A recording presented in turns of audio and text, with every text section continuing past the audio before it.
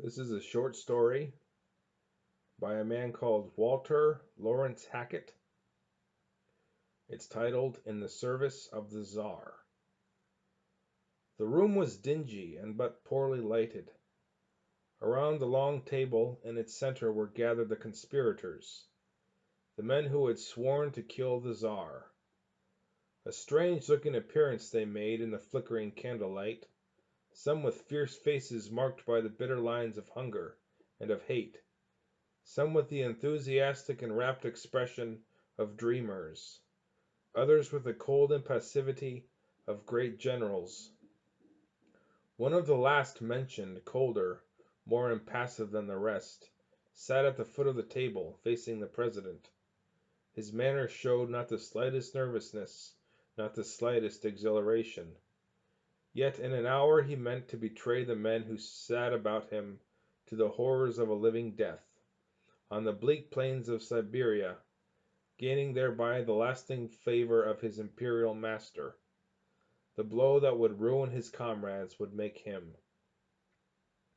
The clock struck 8 as the president rose to speak. "Brothers," he began, "brothers, we have all sworn the same sacred vows. We have all stood the severe tests of our order. We can all be trusted. It becomes my duty, therefore, to speak out. Our days of plotting are past. The time for action has come. At last we shall strike a decisive blow for liberty." He paused, but no one spoke. There was not a sound in the room. Some breathed a little more quickly, that was all. Pointing to a powder keg in a corner, the president continued, "Our materials are at hand, our opportunity also. The Czar visits Krasno Seli Thursday." The noise of a scuffle in the hall outside the door interrupted him. Several of the men who sat about the table sprang to their feet. The door burst open, and an officer, followed by a squad of soldiers, rushed into the room. In an instant every one of the conspirators was covered by a rifle. "You are my prisoners," said the officer curtly. "By what right?" exclaimed the president. He alone seemed cool. The rest stood as though paralyzed. Ignoring the president, the officer glanced at the others. "Line up against the wall," he ordered. Silently they obeyed him, powerless to resist. The officer turned to his men and gave a sharp order. The soldiers raised their guns and aimed them at the defenseless breasts of the prisoners. Again the president spoke. "What do you mean to do?" he cried. "To execute you at once," returned the officer coldly. Then to the soldiers, "Take aim! Fire! Stop!" The cry rang out loud and clear in the deadly stillness of the room, and the spy sprang forward from where he stood against the wall. "Stop!" he cried. "Get back!" said the officer sternly. But the spy continued to advance. His coldness, his impassiveness, had disappeared. His face was yellow with fear. His teeth chattered. Great drops of sweat stood on his forehead. "No, no, you must not shoot me!" he shrieked. "I am of yourselves. I am an agent of the third section. It was I who informed against these men. If you kill me, it will be murder, murder, murder!" He groveled on the floor at the officer's feet. The doomed men looked at the miserable wretch with bitter contempt, while in the president's eyes there was something that looked like triumph. "An agent of the police," said the officer doubtfully. "You have your credentials?" "Yes, yes," screamed the wretch, tearing a piece of paper from his pocket and handing it to the officer. "It is there! It is there! Ah, my God!" The last exclamation was one of renewed terror, for the soldiers, dropping their rifles, had sprung upon him and were binding him hand and foot. The president stepped forward with a smile. "Brothers," said he to the amazed men, who still stood against the wall, "brothers, in a great cause like ours, we cannot be too careful. This little scene was devised to discover what traitors we had amongst us. It has succeeded. You, who have proved faithful, are quite safe."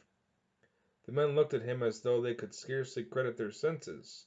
Then one or two began to sob, and one laughed. "And this spy?" he questioned. A fierce murmur ran around the room. The men with one accord started toward the corner where the man lay bound. "Kill him! Kill him!" they shouted.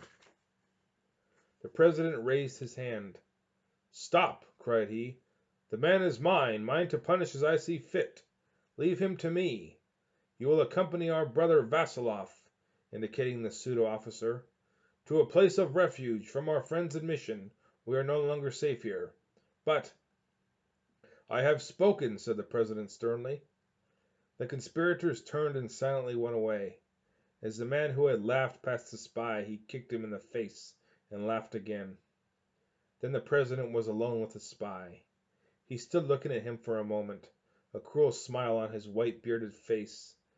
Presently he took from his pocket a long fuse, placed one end in the powder keg, and wound the other about one of the tallow candles, an inch from burning wick.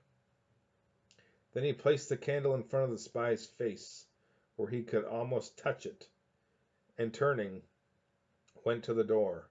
At the threshold he paused. "Your fate will be a lesson to your fellow spies," he said, and was gone. The spy heard his steps as he went down the passage. He counted them till they died away in the awful silence of the night. Then he looked at the candle. How long would it take an inch of tallow to burn? The police would not come till 9. Would it last till then? He looked at the clock. 20 minutes past 8. Would that inch of tallow last 40 minutes? If it should not, would being blown up be so painful? He looked at the candle again. It seemed to melt away before his eager gaze. He tried to shriek, but could not. The bruise on his face where the man had kicked him hurt fearfully. He became unconscious. He dreamed of his mother, dead years before. He thought that he was a child again, and that she had taken him on her lap, and was telling him the old stories that he loved. It was summer, and he could hear the reapers singing. He laughed with happiness. He opened his eyes. The darkness of the room frightened him, and he tried to call his mother. The gag was still in his mouth, and like a flash, the whole dreadful, sickening truth came back to him. The hands of the clock pointed to 20 minutes before 9, and the candle was more than half burned. He shook like a leaf. A dreadful nausea sickened him. Again he looked at the clock. 10 minutes of 9. The candle seemed to burn slower. Was there still hope? Would the police come on time? Would they come on time? He strained his ears to hear their coming, but there was no sound. Good God! Would they be late? It was 5 minutes of 9. He tried to pray. He was lost. No!